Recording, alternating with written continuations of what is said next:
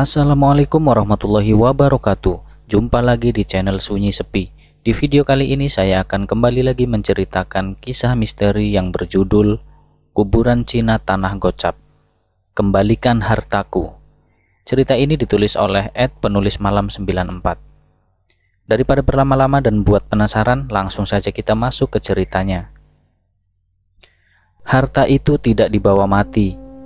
Nah, itulah sebuah ungkapan klasik untuk mengingatkan jika sejatinya ketika manusia telah berpulang ke hadirat Yang Maha Kuasa, ia tidak akan membawa apa-apa lagi kecuali tubuhnya yang kembali ke tanah, dan juga pastinya amal ibadah yang akan dimintai pertanggungjawaban oleh Tuhannya menurut kepercayaan masing-masing selama ia hidup di dunia. Dalam tradisi Cina kuno, mereka mempercayai jika arwah yang sudah meninggal akan masuk ke dalam dimensi baru. Seperti layaknya kehidupan di dunia, kehidupan kedua manusia pun masih membutuhkan harta duniawi, yaitu rumah, mobil, uang, bahkan asisten rumah tangga, untuk menunjang segala keperluan si arwah di alam lain. Biasanya si keluarga yang ditinggalkan akan membakar benda-benda tersebut di dalam bentuk kertas sewaktu perayaan Qingming atau Cengbeng, atau ritual rutin tahunan untuk berziarah kubur sesuai dengan ajaran Konghucu. Sebenarnya menurut saya pribadi ritual ini sudah ada dari zaman dinasti Qin, di mana saat itu arkeolog menemukan ada banyaknya terakota atau patung tanah liat yang ikut dikubur di dalam tanah kuburan dari Raja dinasti Qin Shi Huang. Ya, niatnya sih sama, supaya terakota berbentuk prajurit perang tersebut akan melindungi si raja sampai ke alam lain. Sebelum mati bisa mempersiapkan patung tanah liat di tahun 200 sebelum Masehi atau sekitar 2200 tahun lalu sebanyak 8000 lebih prajurit dan prajurit berkuda. Jika tadi itu Raja Qin yang mengubur banyaknya terakota, nah untuk rakyat biasa mereka prepare untuk mengubur benda-benda kesayangan di dalam peti mati. Contohnya dengan cara memakaikan baju kesukaannya, memasangkan perhiasan, ataupun menguburkan benda-benda yang selama hidupnya mereka sukai. Sampai di sini agar tidak bingung kalian pasti bertanya, kenapa emas, perhiasan, sama benda-benda kesukaannya tidak dibakar saja, seperti rumah-rumahan kertas untuk mengirim ke alam dimensi lain? Jawabannya adalah, kalau benda kesayangan itu dikubur di dalam peti, sedangkan benda penunjang kehidupan itu dibakar ya. Lanjut, sekarang pembahasan saya menerangkan sedikit bentuk-bentuk dari kuburan Cina yang besar sekali. Kuburan Cina yang besar melambangkan sebuah prestige atau derajat dari si pemilik kuburan itu sendiri. Biasanya di depan makam ada sebuah altar untuk mengirimkan sebuah persembahan bagi leluhur yang telah berpulang. Dan juga ada 2 ekor singa penjaga atau dewa bumi yang dipercaya akan menjaga tempat peristirahatan terakhir si arwah serta menjadi penyeimbang aura negatif. Untuk tempat lokasinya pun harus disesuaikan dengan Feng Shui, atau hitungan arah mata angin, dan lokasi penempatan harus strategis, atau kalau di Jawa itu primbon ya. Itu semua dilakukan agar supaya keluarga yang ditinggal akan mendapatkan kemujuran atau keberkahan karena mengalirkan aura positif dari si arwah yang meninggal. Bahkan dari beberapa sumber mengatakan semakin tinggi dataran yang dipakai untuk pemakaman, itu akan semakin bagus. Salah satu contoh lokasinya ada di kuburan Cina Tajur Bogor. Dari waktu ke waktu, tradisi tersebut sudah mulai pudar seiring dengan kepercayaan masing-masing. Sebagai contohnya, almarhum engkong dan nenek saya ini beragama Nasrani.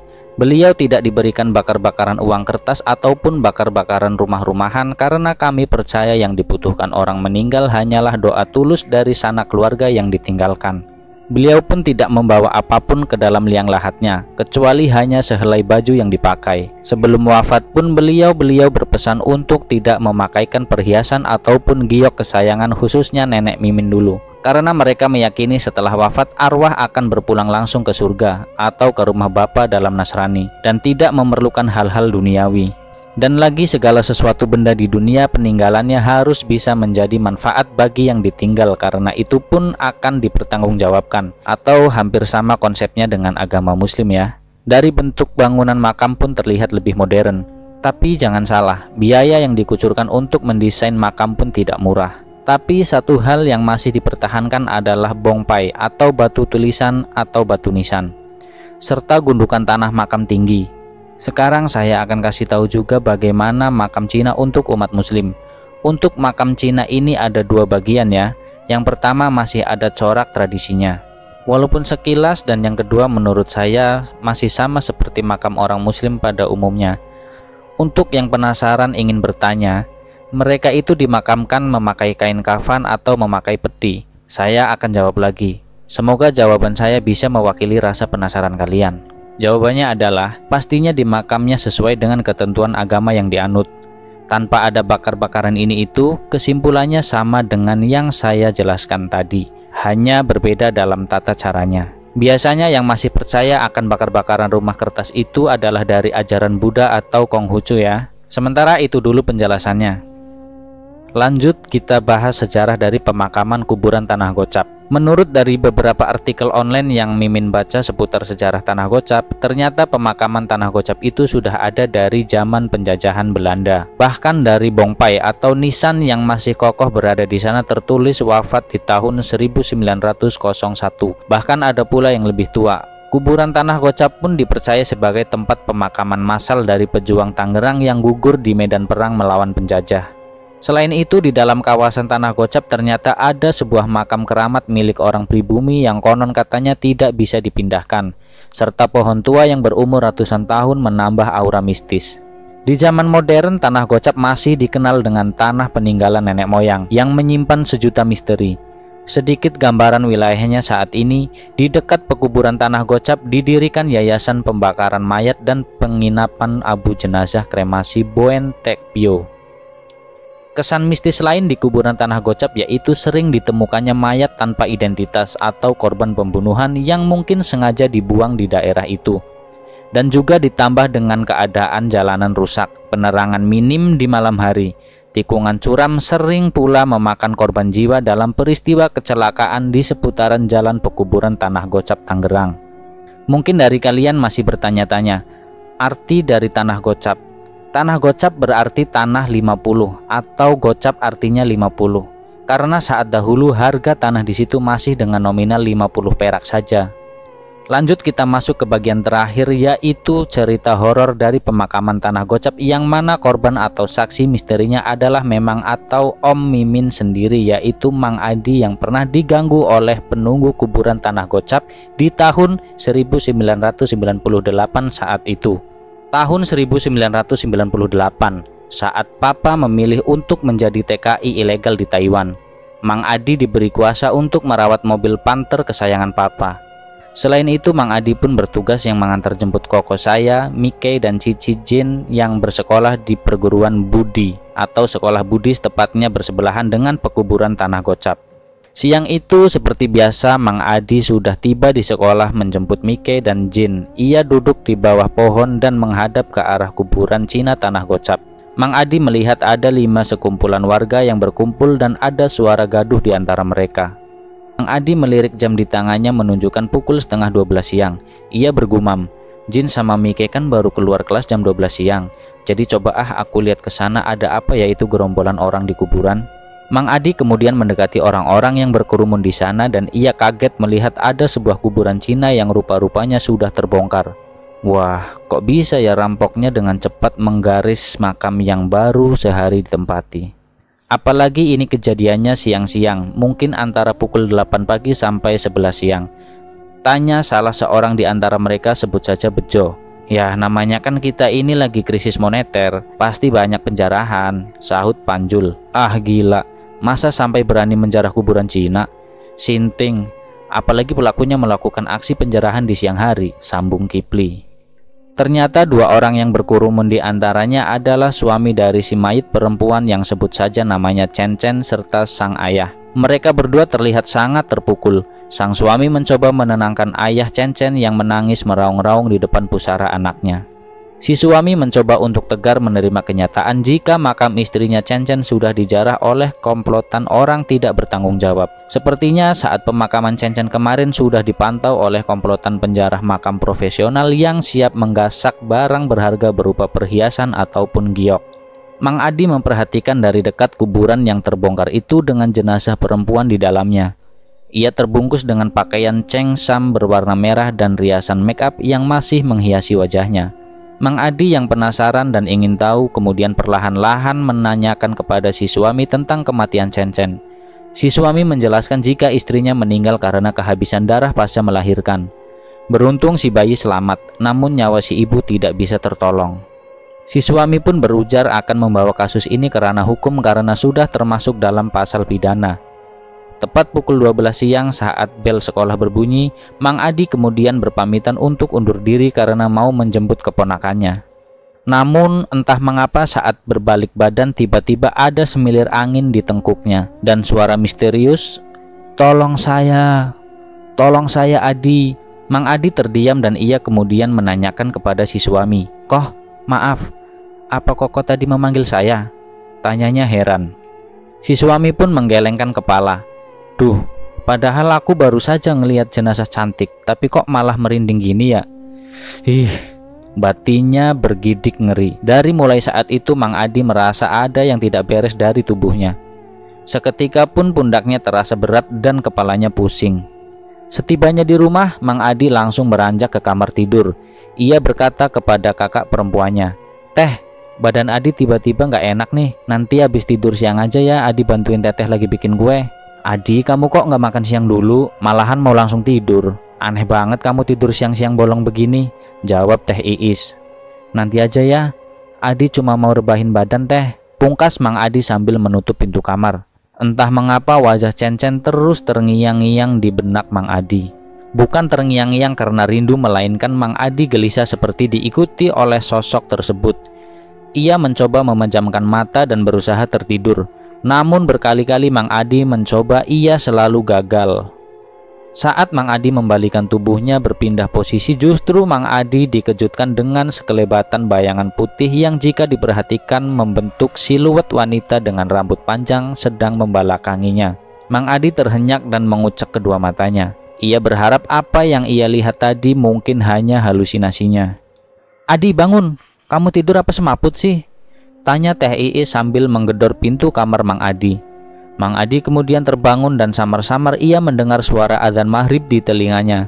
Segera Mang Adi bergegas mandi dan sholat. Setelah sholat maghrib, Mang Adi diminta untuk pergi beli makan oleh Teh Iis. "Adi, nanti tolongin teteh ya, kamu beliin makanan buat anak-anak sekalian makan kamu, Surti sama Mimih, karena kita nggak sempat masak." Saat Mang Adi duduk di kemudi mobil, ia kembali merasakan semilir angin di tengkuknya. Dan saat ia melihat ke arah spion belakang, ternyata ia kembali melihat sosok siluet wanita yang ada di kamar kini duduk di jok belakang mobil. Sosok wanita itu bergaun putih lusuh panjang dengan rambut panjang yang menunduk. Mang Adi spontan teriak, "Astagfirullahaladzim!"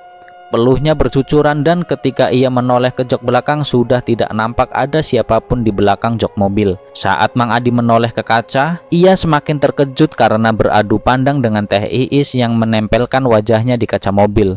Adi, kamu kenapa sih seharian ini aneh banget? Itu uangnya buat beli makan kok malah kamu tinggalin sih di atas meja? Emangnya kamu beli makan pakai daun?"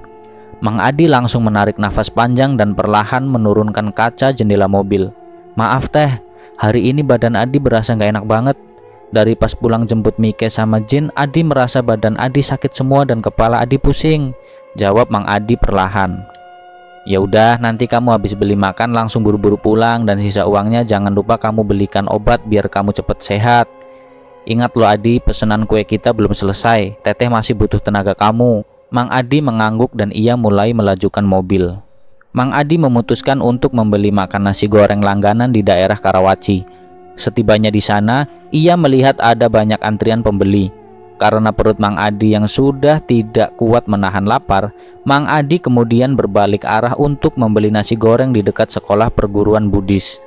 Ia berpikir jika nasi goreng di dekat sekolah itu pun tak kalah enaknya dibanding nasi goreng langganan Teh Iis. Setibanya di sana, beruntung Mang Adi ia hanya melihat dua antrian saja. "Selamat malam Mas, boleh minta tolong antar saya nggak? Saya mau pulang." "Tapi saya takut kalau jalan malam sendirian," tanya si perempuan misterius yang tiba-tiba menghampiri. Mang Adi melihat dari ujung rambut atas sampai dengan bawah kakinya. Semua nampak normal seperti perempuan pada umumnya. Wanita itu bertubuh agak sintal dengan rambut panjang dan berwajah oriental. "Mas, gimana? Bisa nggak anterin saya pulang ke rumah? Saya takut kalau pulang sendiri." "Bukannya takut setan Mas, tapi saya takut sama orang jahat." Saat itu suasana masih mencekam pasca kerusuhan tahun 1998 ya. Suaranya yang lembut membuyarkan lamunan Mang Adi. "Tapi Ci, rumah Cici jauh nggak dari sini? Saya soalnya juga mau ada keperluan," jawab Mang Adi.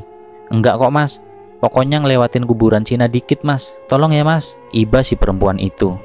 Mang Adi yang merasa kasihan dan lagi pula ia pun masih menunggu dua antrian nasi goreng, akhirnya memilih untuk mengantarkan terlebih dahulu si wanita misterius itu dengan mobil.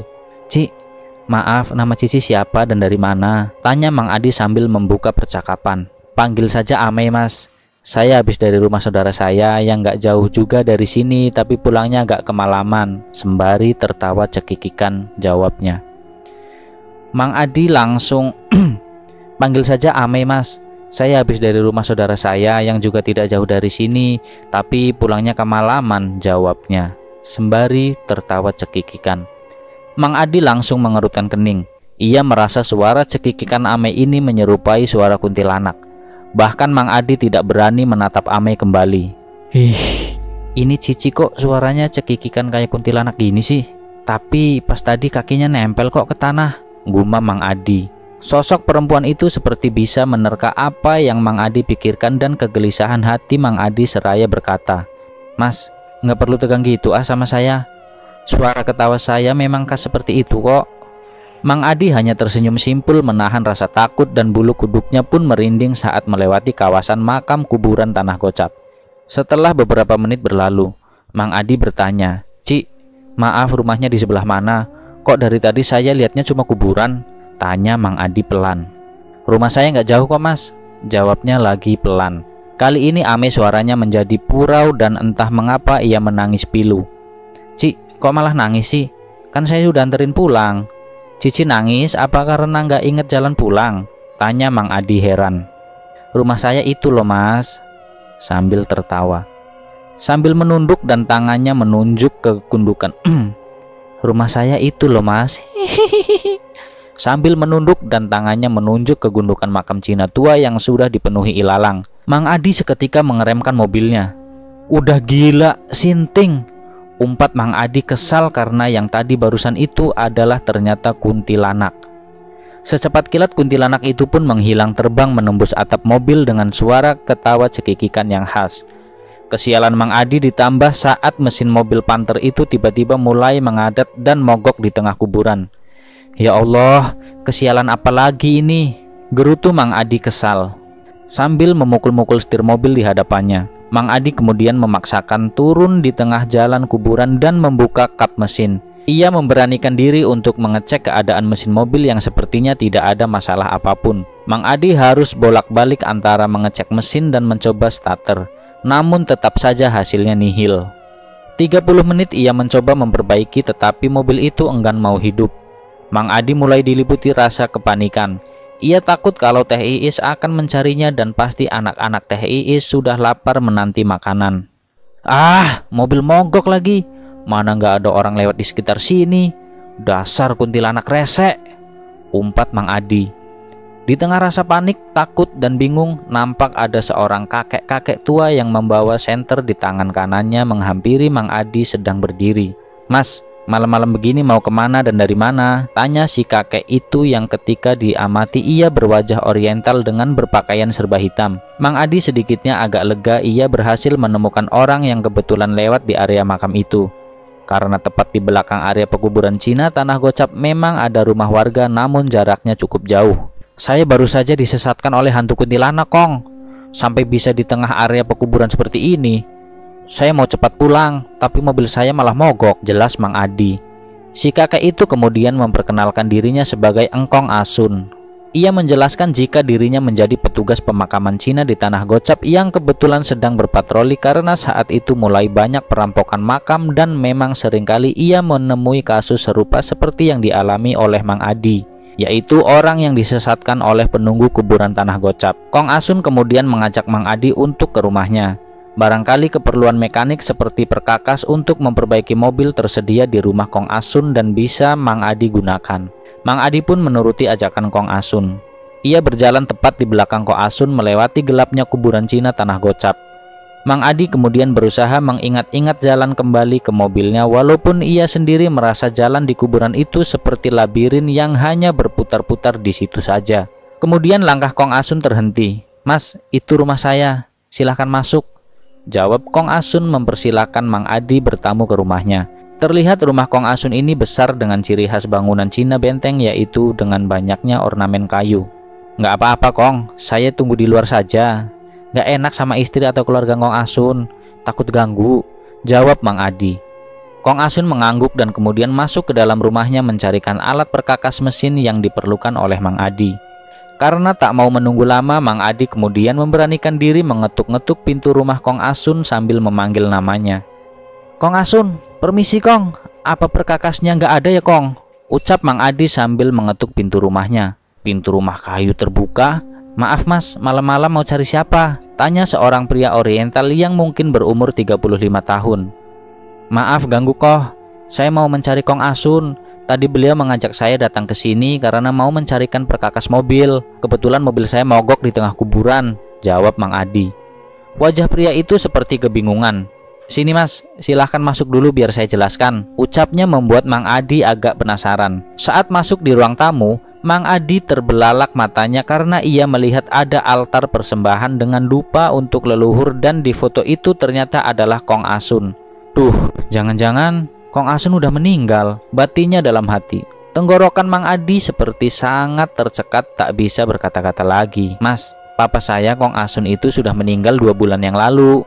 Itu Mas lihat sendiri kan ada meja altarnya." Mang Adi yang sudah lemas, linglung, panik dan takut karena mengalami rentetan cerita misteri yang dialaminya dari mulai siang hari sampai dengan malam itu, menceritakan dengan terbata-bata apa yang ia rasakan kepada anak Kong Asun. Sebut saja namanya Koh Aliong. Koh Aliong mengangguk-ngangguk dan menyimak cerita Mang Adi. Karena merasa iba, akhirnya Koh Aliong memberikan teh manis untuk Mang Adi minum supaya perasaannya tenang. "Mas, tenang saja.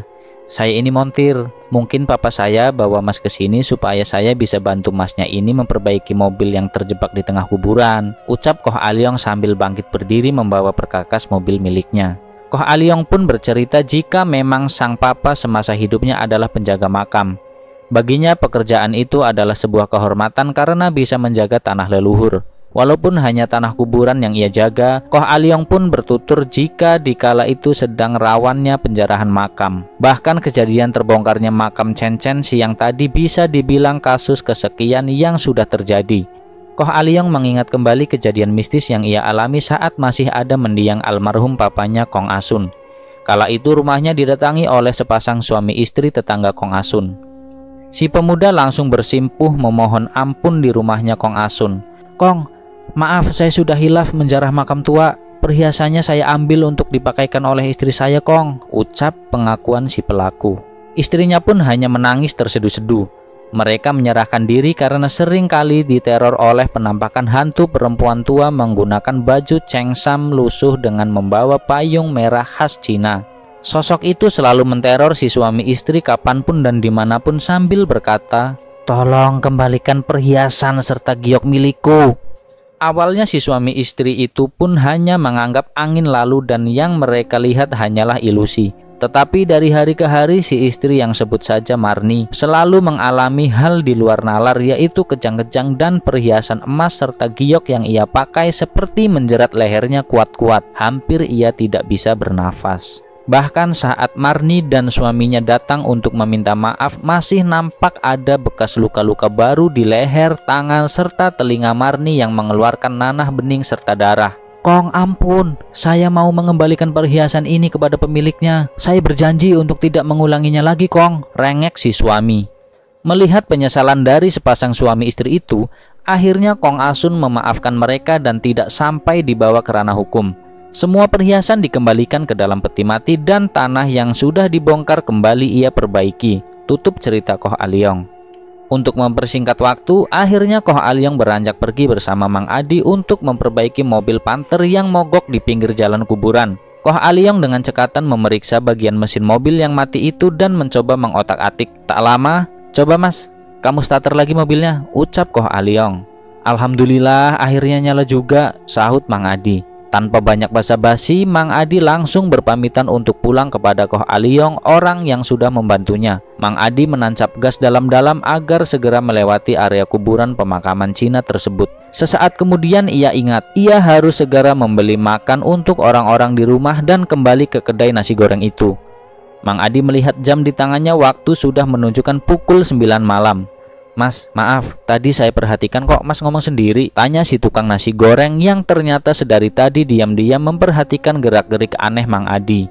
Mang Adi membenarkan jika dirinya tadi bertemu dengan penampakan sosok perempuan yang mengaku dirinya bernama Amei. "Hah? Amei? Wah, saya sering dengar itu ceritanya. Katanya Amei itu menjelma sebagai arwah penasaran karena ia ditemukan meninggal dengan setengah bagian tubuh telanjang atau bekas korban perkosaan dan pembunuhan.